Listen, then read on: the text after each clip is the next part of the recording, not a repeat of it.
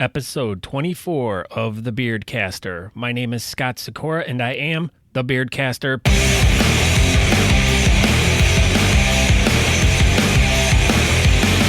Welcome to my podcast that's all about beards and mustaches and the great people who live in the community.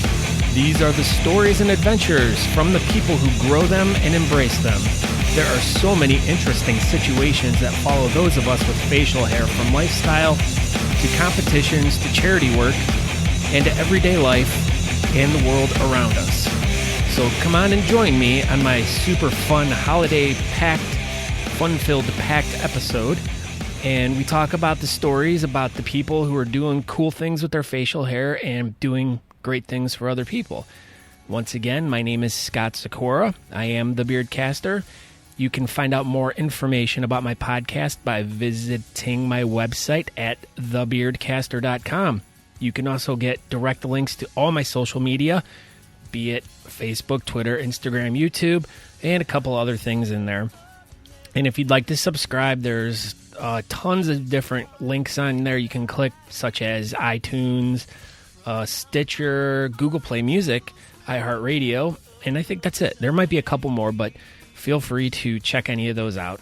And I'd like to tell you a little bit about today's episode. This episode, I'm going to go back to an older episode that I recorded a few months ago with jolly old Saint Nick, or some of you may know about him being the name Santa Claus.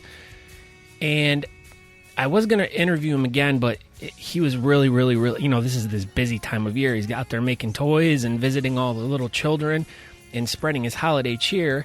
And I took my recorder and I was going to corner him, but I was like, that's not fair, because I don't want to steal Santa's time away from the good things that he's doing to all the little girls and boys.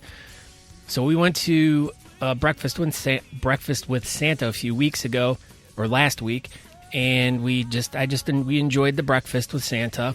It was really good, and my son really enjoyed his time with Santa, as he has for the past few years. Another thing that happened was we did a Toys for Tots toy drive also a couple weeks ago in Boardman, Ohio at Camelot Lanes, and we got together the Beards of the Old Northwest Beard Club and the Steel City Beard and Mustache Club and the Rust Belt Whisker Society from Youngstown. And the three clubs got together at Camelot Lanes, and this is something we've been doing for a few years, but we got together, and all of us brought toys and stuff, and then we just bowled. So it's like a fun kind of social event for us that we do for the past few years, and we turned it into a charity event. So we had collected toys and so on and so forth. Everyone brought them in. It was a lot of fun. And then we went to Susie's Dogs afterwards, and we continued on with libations and some really good hot dogs. And it was just a really cool bonding time with other clubs, and just being with people who are like-minded and who are like-bearded, like-mustached, whatever. But it's all about getting together for good causes. Oh, and then the night before that, I had done my own personal toy drive in my hometown in the middle of a blizzard. It was quite cold, and it turned out really well. So, but I'd like for everyone to, check out my blog, all my show notes for this specific episode, because I wrote a really nice long story about everything that happened, and I included tons of pictures. So if you were at any of those events, feel free to, surf through this blog. It is thebeardcaster.com/blog/Christmas. That's the URL you go to, or you can go to the show notes on whatever podcatcher you're using to listen to this, and it'll take you to where you need to go to hear whatever. So I'm just going to replay my episode with Santa Claus that I did earlier, and everyone please stick to the very end, because I included some, which I'm sure I'll be playing underneath here too, but I included a couple Christmas songs that my band American Rockstar recorded years back. We would get together every year and put together a Christmas show, and we would raise, we'd have people bring in and donate canned food, and we would give it to the food bank in Akron, Ohio. So we would collect tons and tons of food every year, and every year we would get together, we would record a song, sometimes we'd get together with other bands and bring in other members, and we would record our rendition of a popular Christmas song, and then we would just make a bunch of CDs, and whoever came to the show, we'd burn them and give them out to people. So I included a couple of these songs at the end of this episode, so if you want to skip through the episode, if you listened to it before, to check out the songs, that's totally cool. So I'd like to thank everyone for this amazing year, 2016, everyone that's subscribed, who's listened, who's communicated with me, who I've met. This first year has turned out way better than I anticipated with doing this podcast. I definitely feel like I've grown a lot, and I want to thank everyone. I'd also like to thank all my new friends, the oil companies that I've been working with over the past year, Pulpo Beard Oils, Waffender Whisker Oil, Brutal Beards, Groomed Gorilla, and Black Beard Company. These are just some companies that reached out to me at the beginning of the year or throughout the year, and I've just kept up a relationship with, and they've sent me products, and I've tried them out and everything. And my plan for 2017 is to do a few more product review videos and stuff, so keep your eyes peeled for that. And in the meantime, I'm going to be taking a little break through the holidays so I can enjoy my family and, get prepared for 2017. So I should be back sometime mid-January. So thank you all again. Check out thebeardcaster.com for any information. If you want to get a hold of me, you can email me at scott@thebeardcaster.com. And I guess that's about it. I hope you all have a wonderful holiday and a great new year. And I'll be seeing you on the flip side. So thank you again. And whoa. Don't forget to tell. This is what I'm going to ask you to do. Just tell one friend over your Christmas break about this podcast and have them check it out. Thank you again, everyone. Have a wonderful holiday. Talk to you later. Ciao. This morning, I decided to go for breakfast at my favorite toast-making establishment in Chardon called Morgan's on the Square. They are known for their barbecue, but they are also now the recipient of the 2016 Best Toast in Geauga County. You did not know that, did you, sir? No, I did not. Well, that's my announcement I'm making. I'm declaring that right now, that they are the winner of the 2016 Best Piece of Toast in Geauga County. I do like their limp bacon, though. Yes, it is good. So I came for breakfast this morning. Yes? You want to say something to the people? We have one of our waitresses over here with a bun in the oven. Yeah. Which was unexpected, so she's going to name the kid Mistake. Oh, geez. Okay. So for those of you who don't know who I'm sitting and talking with right now, I was surprised to be joined for breakfast this morning by the one and only Easter Bunny. No? Easter Bunny? All right. He's definitely second class compared to me. Well, it is his holiday right now, and I know I don't want the Easter Bunny to steal your thunder because you are probably one of the most iconic superheroes in the holiday world. Or do you need a better introduction than that? No, I am the one and only Santa Claus. That's right, people. I have the one and only official 100% Santa Claus, Christopher Kringle. Right? Did I pronounce that correct? Yes. All right. Or you can also call me... not late for dinner? Never late for dinner. But I have... The only real Santa Claus has a real beard, and I have a real beard. Well, I will vouch for this jolly old man that he has probably one of the best beards that a Santa Claus could ever want or wish to have. But once again, I was stunned that I'm actually eating breakfast in Chardon, Ohio, and the actual Santa Claus walks right in and sits down next to me and has breakfast. What are the chances? Pretty slim to none that I walked in, really. But I know. I happen to have a special place in my heart for Chardon, considering it is a snow capital of Geauga County. And I happen to like the people, and I make sure I come here once a year just to see all the children and see them smile. So I like coming down here once in a while for breakfast. Well, that's awesome. Well, and every time I just happen to I catch a quick glimpse of you always at Morgan's on the Square, so you obviously like the food here. Yes, I do very much, but I can only stop in for a short time because then I have to head back to the North Pole. And plus, I think sometimes you show up to inspire the owner, Tom Ray, to really grow that beard out that he always kind of seems like he's working on. Yeah, he lets it grow for about 4 or 5 days and then gets tired and he shaves it off because he says it itches. But Well, he's what we call in the industry as a quitter. yeah, he makes great omelets, but when it comes to growing beard, he just doesn't seem to have the panache for what it takes. All right. Okay, Santa Claus. So let's go back in history. Let's go Okay. back to where Santa Claus came from. I mean, I know most people would probably know the original story of Old Saint Nick, but what since I have the actual, as I'm pounding on the table here because I'm trying to iterate, this is very important information. What can the real Santa Claus tell us about where you came from? I came out of the hearts of children when they were little from love. For when you look at a child in his eyes and you see the wonderment and the love and affection they have, that's how I was born. And I must tell you, though, when you're giving presents to Neanderthals and troglodytes, it's mighty hard to find something they like. Maybe a steak bone, A stick with a point? a stick with a point, a new club. You try to get them to use soap, but that didn't matter. Of course, it's pretty bad when you sit there and they're pulling off their knits and eating them. Well, I guess going throughout the course of history, you kind of have to adapt of what you give to all the little girls and boys of whatever time period. Yes, that's absolutely correct. In the Victorian era, a lot of little girls like dolls with porcelain faces. The boys always sort of liked anything that was wooden, like a train or a wagon. They didn't much care too much. Clothes were always popular because people needed clothes. It just depends what the child likes. Some children ask for nothing. Some children want everything. Some children you can give an orange to, and that makes them happy.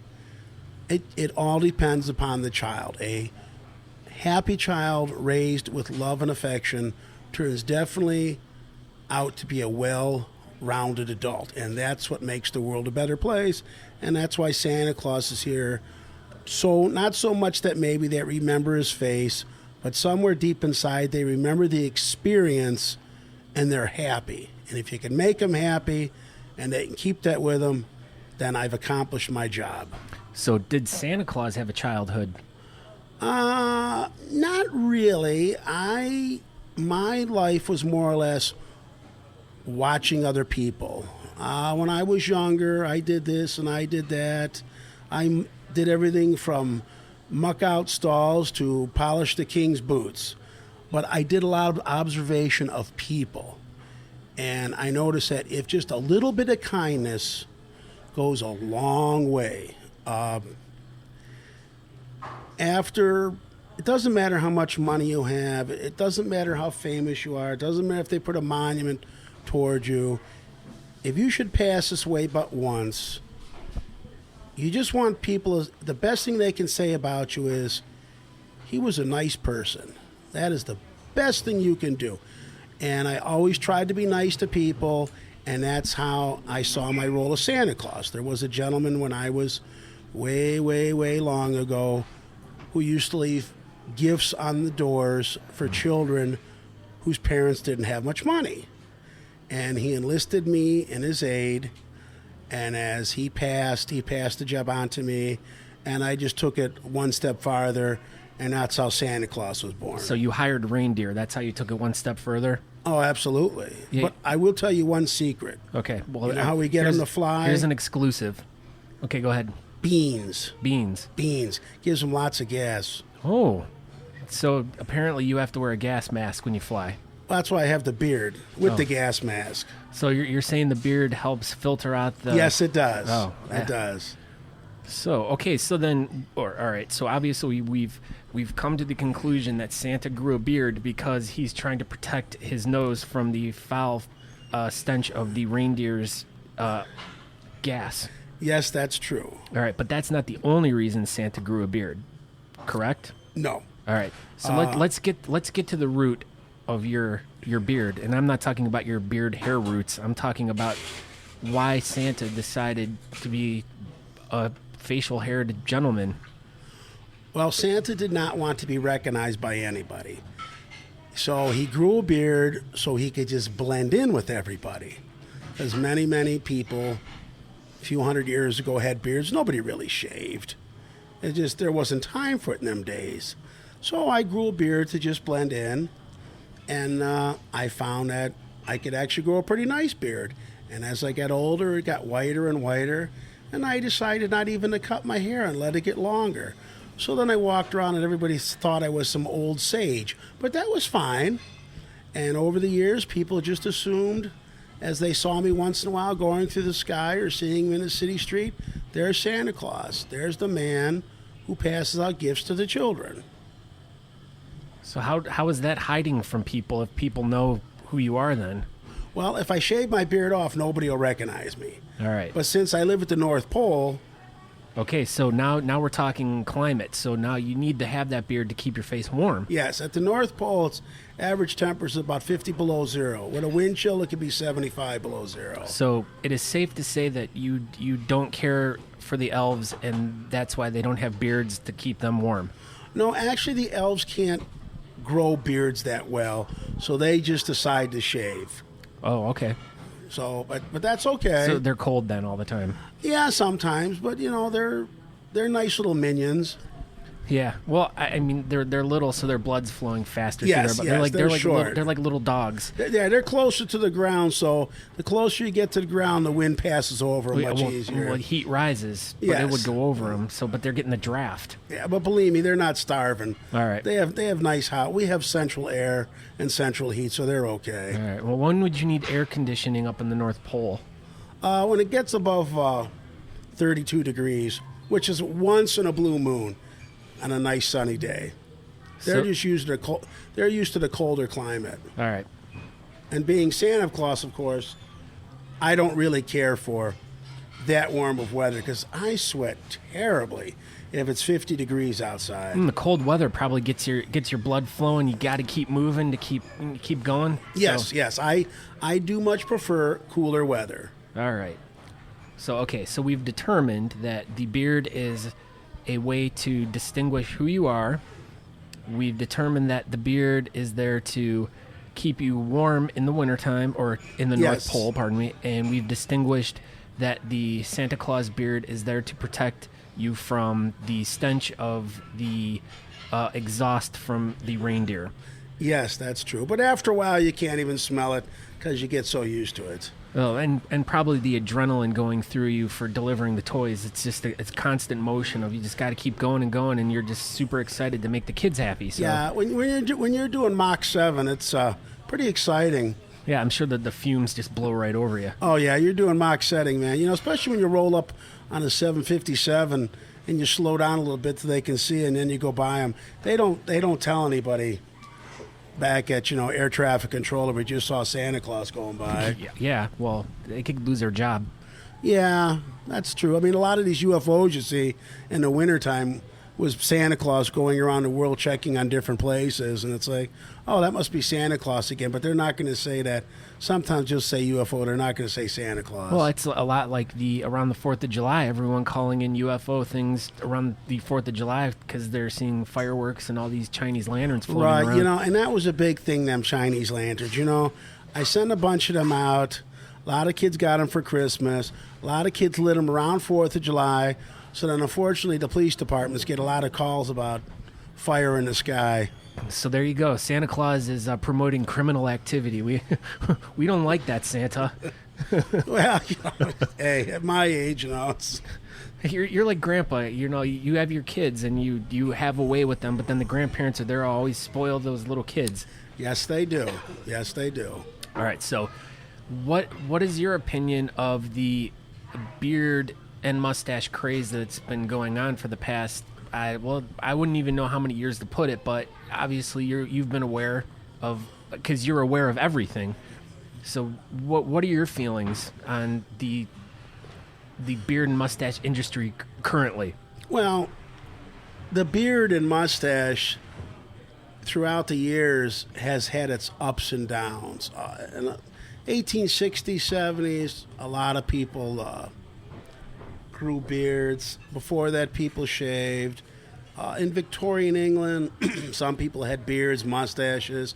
It depends. In the early 1900s in the United States, people just started shaving more. It's more almost like a fashion thing, but you'll always find people who have beards and like beards. Mine was just, I grew the beard, I was happy with it, but I've seen it shave. I know that the Tsar in Russia, for a fact, when he was there, he had all his men shaved his beards because in battle, a beard could be grabbed by your opponent and held and then strike you. So he had all his men shave their beards. That's very interesting tidbit of information. And also, too, depending how clean you are or not, if you do not shave your beard, you can get all kinds of little flying things that decide to take up space in that apartment upstairs. And you can get some lice living in your beard and some other little fly guys. So that's another reason to shave your beard if you're not clean. But it's been up and down through the centuries with people having beards or not. If you look at the Dutch, some of them had beards, some didn't. Some of them have wooden shoes, some of them don't. Well, wooden shoes, that's very uncomfortable on your arches. Yeah. I got a pair once for Christmas in 1209, and I'll tell you what, I didn't. I planted flowers in them. Oh, well, and they probably gave you lots of blisters. Yeah, they're just too rough because your feet sweat and then they sort of slide around on your feet. They don't breathe. No, they don't breathe. They're very uncomfortable. But they do make good tinder in the fireplace. If they get too oily and nasty, just throw them in there and you can. Well, but then there you go. If you're going up and down these chimneys all nights long and one of them's lit and you're going down that chimney with those wooden shoes on, there you go. You're instant fireball. Well, I wish people would clean the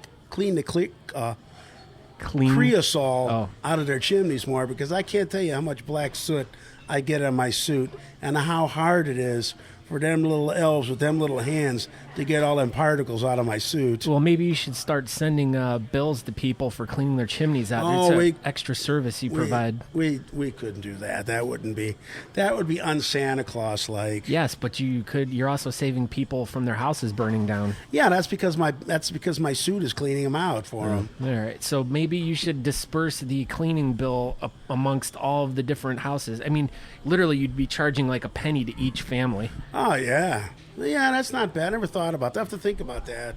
Well, we can work on a business plan after this, so okay. I'll give you some extra ways to make a couple bucks in income. All right, so you were giving me a little bit of history or historical lessons about beards.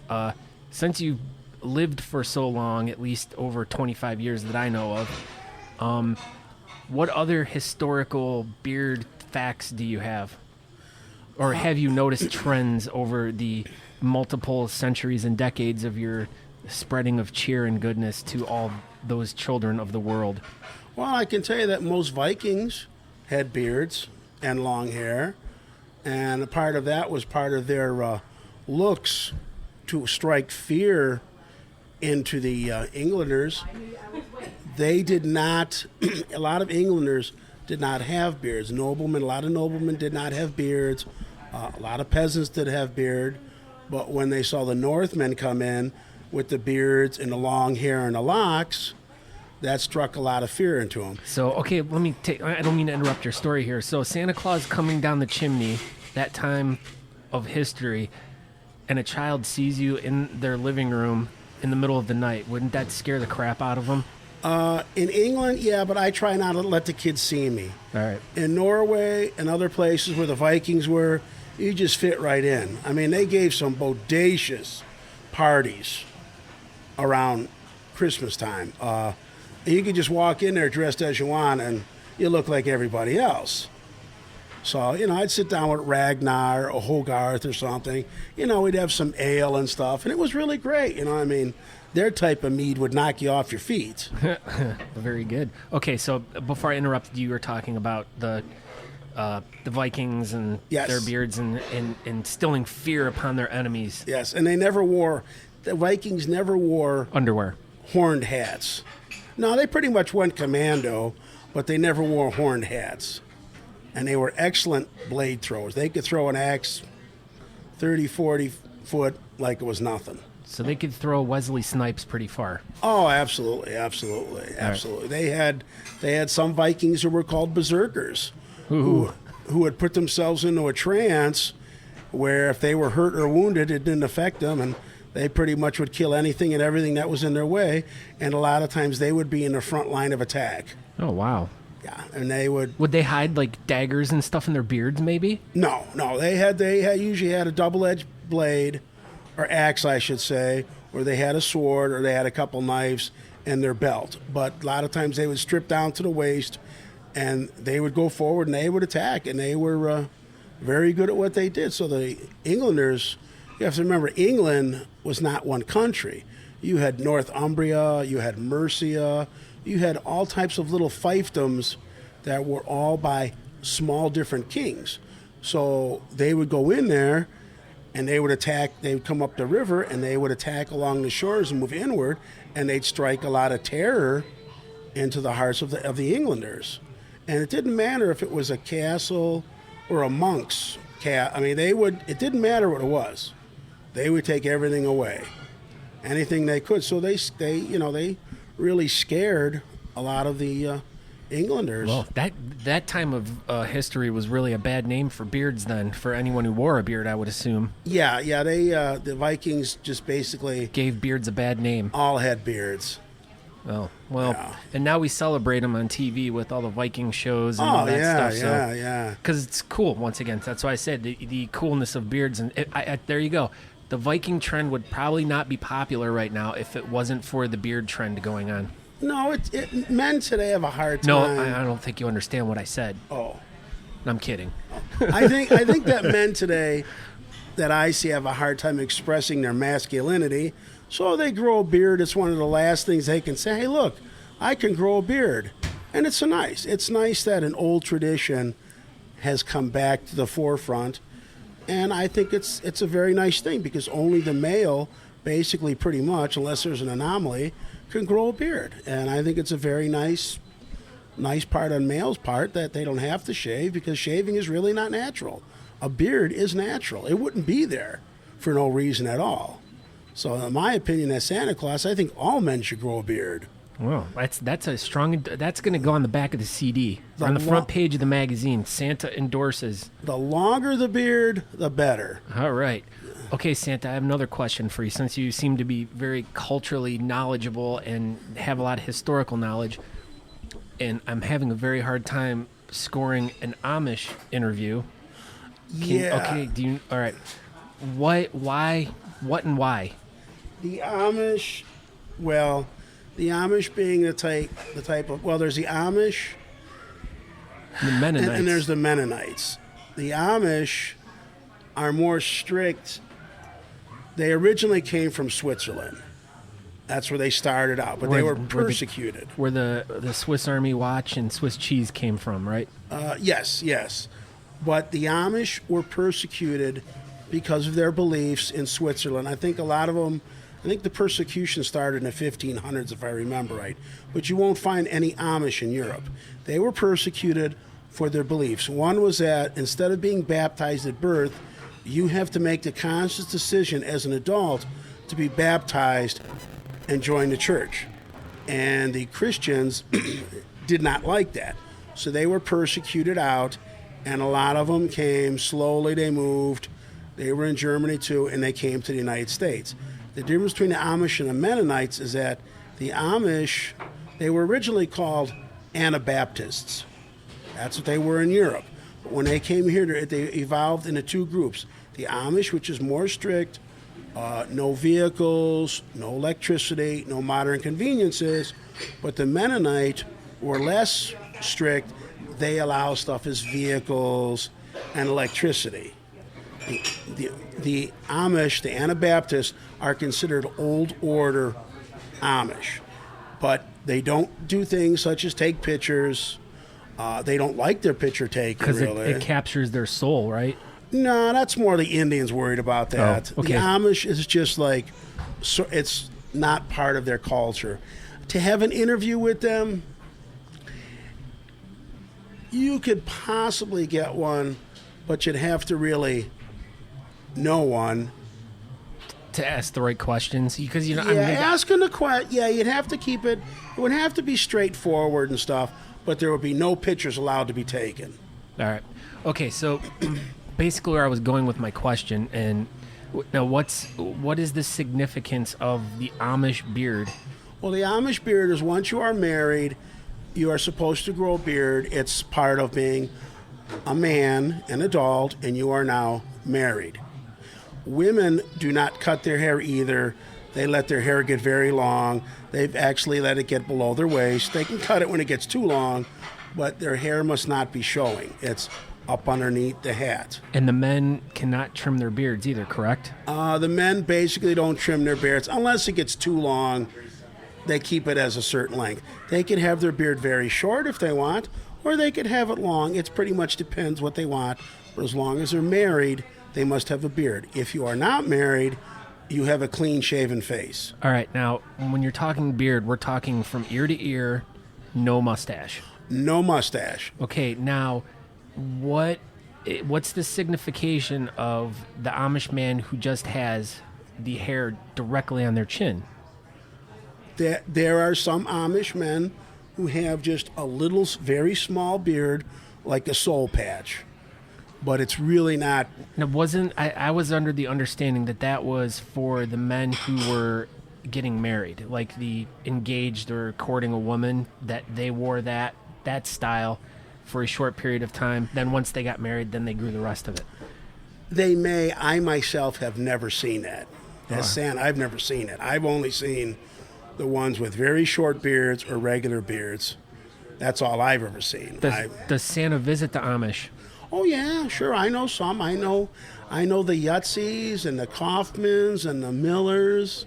Don't we all know the Millers? Oh, everybody knows the Millers, And there's the let me see. There's the Troyers. Okay, now what do the Amish? There's the Hirschbergers. What do they leave cookies and goat milk for Santa? Well, not goat milk, but yes, they do. They do leave milk, and a lot of times their milk is unpasteurized. No, it's fine. It's fine. It's unpasteurized milk is just fine, like anything else. Yeah, well, it's not so bad, and it's not like it's got worms in it or anything. But we don't know. But then again, you've survived all these years. Santa survived all these years. I'm sure eating lots of probably unsavory cookies that were probably. I've had a few legs of lamb that fell in the dirt, and you just pick it up and knock off the dirt and eat it. I mean, hey, that's how it was back then. Well, but now you have to consume so many cookies and milk to pretty much fuel yourself to go at literally 1,000,000 miles an hour to get through one night of delivering toys to all the children all over the world. Yeah, that's my waist is 56 degrees. I'm sorry, 56. Oh, he's Santa's a hoot. Okay, so any other historically cool beard stories that you can share that you can think of off the top of your head? Well, I can tell you that some of our greatest intellectuals had beards. John Muir had a beard. Carl Jung had a beard. Dr. Hynek, an outstanding UFOologist, had a beard. Awesome. Stanton Friedman has a beard. Even Einstein, I think, had a beard for a while. Now, Tesla had just a mustache, though. Yeah, Tesla had a mustache. What do you think he was trying to tell us by going against the norm of having a beard at that time? I think Tesla was a very deep thinker who was into himself, and he didn't want the beard in his way. He was very poised on being a deep thinker, and he wanted to keep everything cut and clean and very sharp and conservative in his own way. Well, yeah, he was a very, if you look at all old pictures of him, he was very manicured man, very neat and sharp looking. And that mustache really added, I mean, you see pictures of him right before he died, and he's clean shaven. Yeah.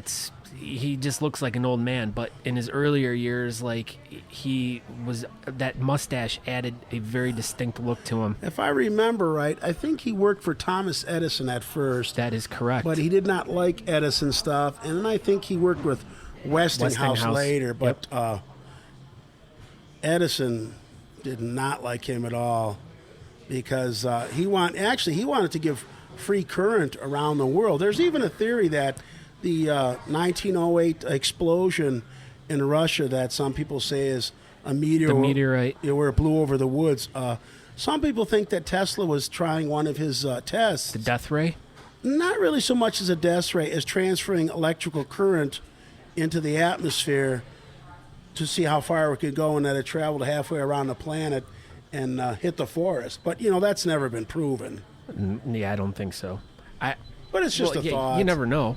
Yeah, you never know. A lot of things are possible. So in that time of when Edison and Tesla were having their little dispute, now, did you leave Edison coal for Christmas? Yeah, pretty much. He was... Edison takes a lot of credit for stuff that he didn't do. People forget that Edison had a whole bunch of researchers working for him. Well, and that's what Tesla was. He was a hired guy to help him. Except Tesla was smarter than Edison. So by you giving Edison coal for Christmas, I'm sure he found a way to have that coal turned into energy that he was able to sell to the people. Yeah, he invested in the coal companies. So way to go, Santa. Yeah, he invested in the coal companies. He threw it in his fire pit, that's all. There you go. You see, you're part of the problem of why we're paying money for natural resources. Because it all started with you giving coal to Thomas Edison. I guess it did, but I'll tell you what, I sure like... Tom has something to say. I have a very serious question. Yes. Why can all of us grow a beard, but yet we cannot grow hair on our heads? Ponder that one. Oh, that all has to do with genetics and your amount of alien DNA. Yeah, that too. Were you taken? I must have been. Usually they go in through the navel. Yeah. That way you can't see it. And then well, it has to do with your number one, genetics has something to do with it, but it also has a lot to do with the amount of testosterone that your body produces. That's true, but I'll tell you what. One time they wanted to take Santa one night. I'm traveling around the world, and these pesky little UFO guys are flying after me. But I can go faster. But you know what it's like to try to go when they're following you around the Earth, and the UFO guys are trying to beam you in. I mean, it gets really irritating. Oh, I can imagine. So I finally got so mad I was throwing presents out the back at them. Well, they like presents too. Yeah, well, their type of presents are different. They're not getting none of my body parts. Oh.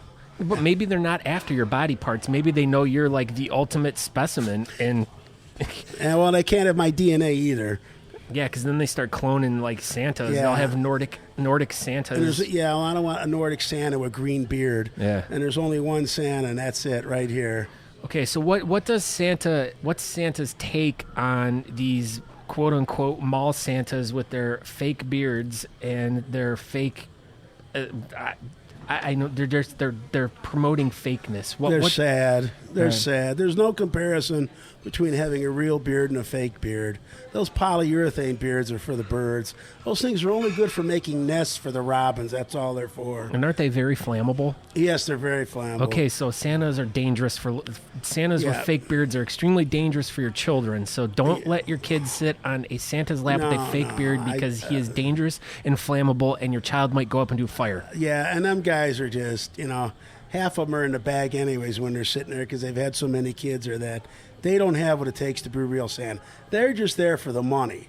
I'm there to make children and people happy. It warms Santa's heart when he gets out of his sleigh, say at the Chardon Square Association. They have it once a year in November when I get out and all them people smile and everybody yells, "Merry Christmas, Santa." That just warms my heart.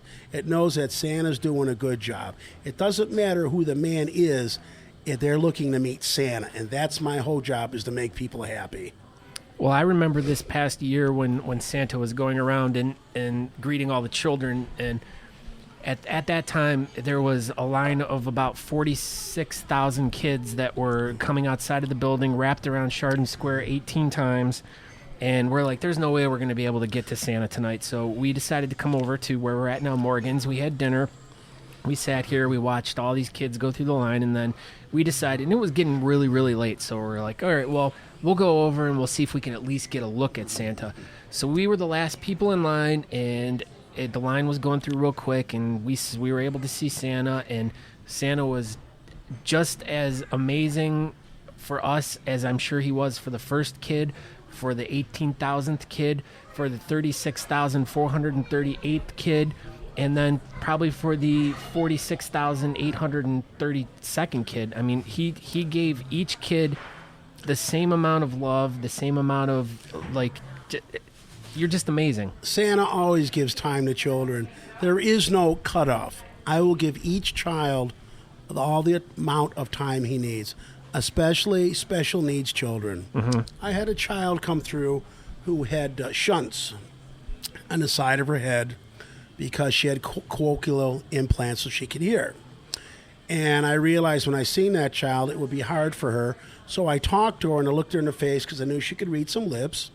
And I asked her, I said, how are your implants doing? Are they doing quite well? And she shook her head, yeah, I can hear, but I said, that's wonderful. And I explained to her, because you have implants, you're a little different. You're special. But I said, it's nice to be special. And I said, I'm very glad that they're working for you. So I talked a few more minutes. I gave her a small thing. I happened to have one of my Christmas marbles with me, and I gave her one for Christmas. So she wandered over and she was talking to my elves. And the mother comes up to me and says, thank you for mentioning that instead of ignoring it. And I said, well, that's part of Santa's job. You don't ignore stuff. If you see something that's different, you bring it up. And the mother thought that was nice, but I explained that's how Santa is all the time.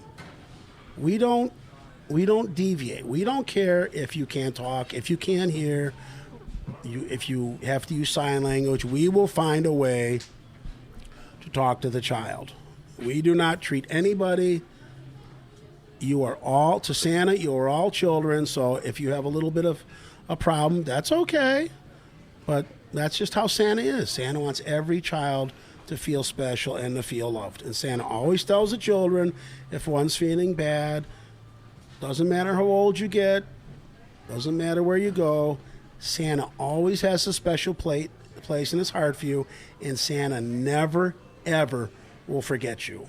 That's really great. And I know in my experiences with you over the past few years of going to breakfasts with Santa and stuff, you've been more than kind and more than generous to my family, my son, and you've really instilled a feeling of Christmas spirit in our son that I don't think was there before. And for him to actually meet the real Santa Claus, for him to actually eat breakfast with the real Santa Claus, for Santa to remember his name, know things about him, it makes, as a parent, it makes me feel like just so thankful that, we're able to share Santa Claus. My God, he comes to Chardon, Ohio, like the Santa Claus, and he eats at the same restaurant my family does. We see him around every now and then. He knows who we are. He knows who everyone is, and he'll take time to come over and say hi, give little presents and stuff. In fact, this was in mid-July. We come home one day from something, and Santa had actually left a special surprise on our front step, because we have a house alarm now, and so he's not allowed in. The only day we leave it off is December 25th, so any other time he can't get into the house. But Santa had left, and it was funny. He left a bunch of rocks on our front doorstep. And I'm like looking at these going, hey, what is this? And then I'm like thinking, wait a minute. We just saw Santa a few weeks ago, and we were talking about fossils. Next thing we know, we got these nice, beautiful rocks on our front doorstep that have all these fossils in them. And, that just goes to show how much detail Santa Claus pays attention to people and listens to what they like. And I think, like a lot of people, in giving back to Santa, I think that should be the message for 2016. Let's start this campaign. Give back to Santa. Well, Santa treats all children the same. Nobody gets singled out, really. Everybody gets the same amount of love, unless they're special needs, and I have to give them more attention, because a lot of times special needs doesn't get the attention that a more healthier child gets. Oh, absolutely. So that's Santa fair. has to make sure, if he can, that all children are happy, so that as they grow older, they have a nice memory of Christmas. And that's all what it's about. It's just being nice. It's like my old friend George once said. He said, George Costanza? Oh, no, this is a different George. This is George the elf. Oh. And in fact, he lived to be like 203 years old, and he passed away. But anyways, George said, you only go by once. And he said, I want people to remember that I plucked the thistle, planted a flower where I thought it would grow, and just that if they remember me as a nice person, he said, I couldn't have accomplished anything more than that. Because he said, kindness will always stand the test of time. Doesn't matter how much money you give. Doesn't someone who puts a name on your building who goes, kindness lasts forever. And that's what I like to instill in children and people is just be nice to one another. That's why, and it makes the world such a special place. Oh, absolutely. I mean, there's nothing worse than going somewhere and everyone's just crabby and poopy to you, and it's like, why? Well, you get that from some of my waitresses once in a while. Yeah. But I can't help that because some of the waitresses I deal with are pregnant all the time. So. Oh. But I understand that. Well, I also know too that it's tough to. Wow, my wrist is like the circulation's getting cut off here. Just bad attitudes just tend to permeate like all around, and having a good attitude, like the spreading of goodness and kindness and the message of just being positive and happy. It's very what's the word I'm looking for, Santa? Just stop and smell the roses. It's an old saying, but it is infectious. That's the word I'm looking for. Just be nice to each other. That's all it is. All right. Okay, so let me go a little different direction here now, Santa. Okay, between the Tooth Fairy, the Easter Bunny, and Santa Claus, would you say you are more popular because you have a beard?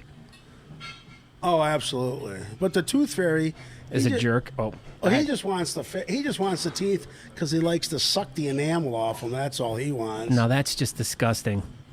Wow, well, I can't believe Santa went there. Yeah, well, that's all. The Tooth Fairy's like to me. So now the next time my child loses a tooth, I'll be like, okay, you're gonna leave that tooth under your pillow for that enamel sucker. I think you ought to dip the thing in some antifreeze, let it dry, then put it out there for him. Maybe they're after the tartar. The tartar. No, he likes to suck the enamel off him. That's all it is. Oh, jeez. The chiseler. Well, but then you got the Easter Bunny who's got a little bit of hair on his chin. Yeah, well, that's okay. He can't help that. The Easter Bunny. I mean, the Easter Bunny's the Easter Bunny. He's a good guy. I mean, whoever met a nasty bunny? Of course, I did watch that movie Night of the Lepkes, and that was where the rabbits were running amok and attacking people. Are they blood-sucking rabbits? Yeah, that was an interesting movie. Night of the Lepkes or Lepkes. It was like giant rabbits. You can Google it up and find it at IMDb. All right. What was the most? This is a two question. Okay. How many children asked for a beard or mustache for Christmas, and what was the most popular gift asked for in 2015? Unfortunately, no children asked for a beard or mustache or beard oil. It seems the most popular gift in 2016 was Legos, which I thought was nice because with Legos, they can use their mind to build different things, and they're using critical thinking, and I like that. Well, that's cool. Oh, yeah. Well, here's another one for you, though, but some of the Lego figures have mustaches and or beards on them, so technically, indirectly, children were asking for beards and mustaches. Well, I'm fine with that. I mean, I think that's fine. I didn't mean to correct you on that That's one. quite all right. I think that's fine. Every day's a learning experience. Well, I know. We're all here to learn something new every day. Every day I wake up, I see something new. And I'm sorry I had to school Santa on that one. That's okay. That's okay. Now I'll probably get coal for Christmas. No, you won't get coal. All right. I'll drop you off some halite. Oh, yes. More rocks. Santa's good with the rocks. Do you know what halite is? It is a type of flashlight. No, it's salt. Oh. It's the scientific name for salt.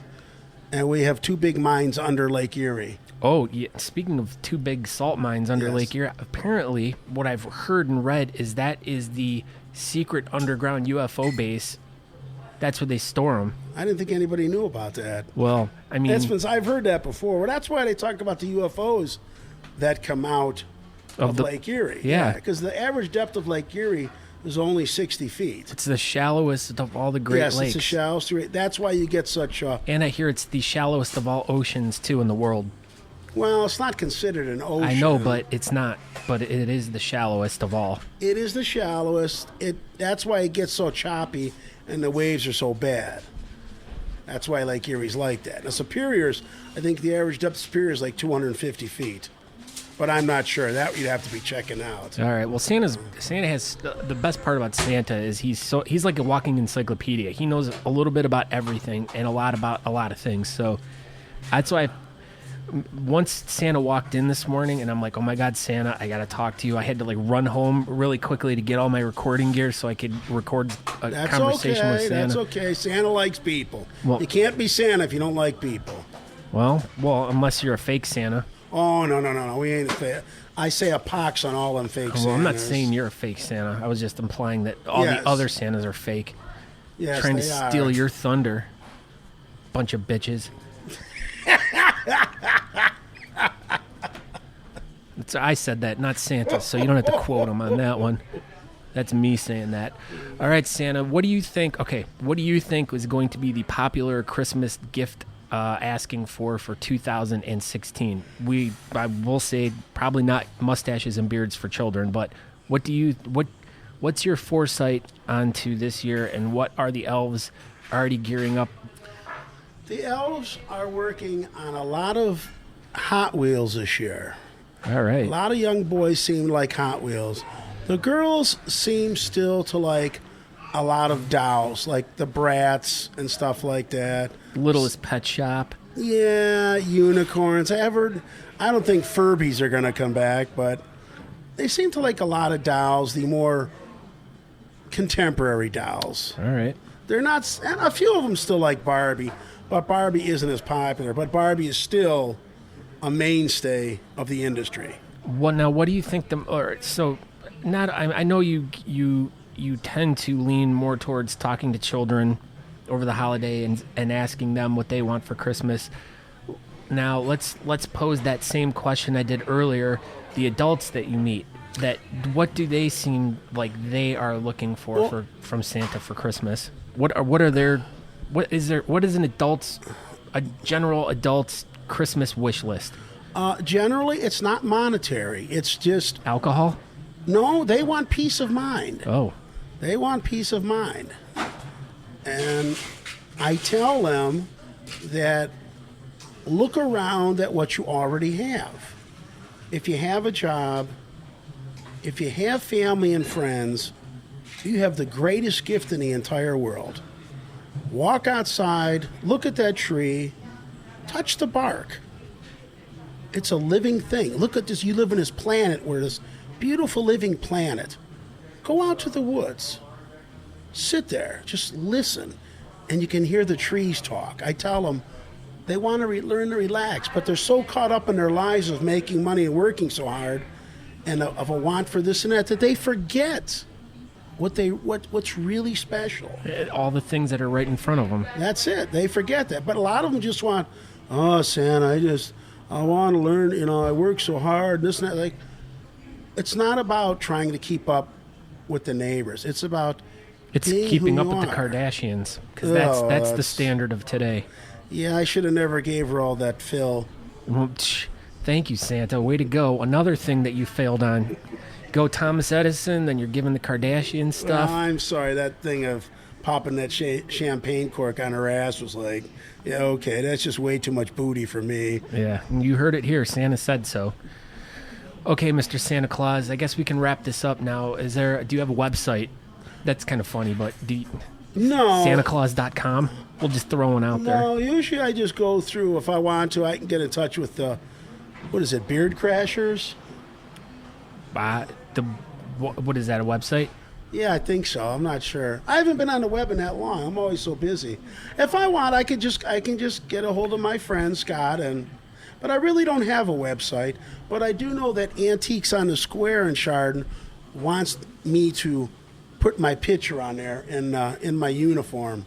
All right. So, there is there will be a mailbox up on Chardon Square, or any any Yes. neighborhood worldwide that you put a letter in, and Drop your it'll go letter right in the to Santa. mailbox, and Santa will get it. Yeah, Santa's still not that technically advanced with email, so No, I'm we're not. still old-fashioned. Put it in the mailbox, and once that technology wears out, then he will definitely go to email. Look, Santa just got a smartphone last year, and that took him 6 months to learn. You know, I'm used to scribbling on paper, and in the old days, we were writing on rocks with chalk. You know how much slate builds up when you got all these names and orders? Yeah, well, then you're carrying around 2 tons of That's slate. a lot of rock. Jeez.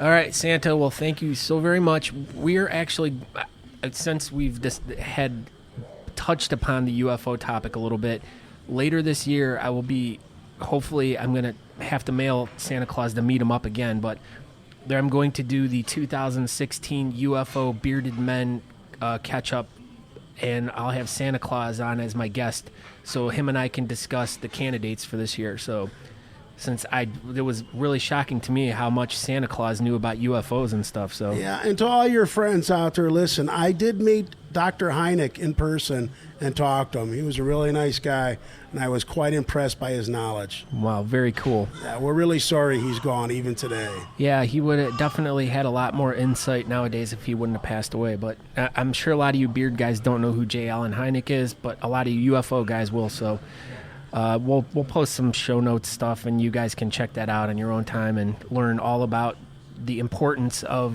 J. Allen Hynek in the UFO scene in the 60s and 70s. So, all right, Santa. Well, thank you very much. We'll catch up with you this summer, and keep getting plump and happy and getting ready for Christmas this year. Oh, I'm plump, all right. Thank you very much. All right, thank you. Bye-bye. Bye.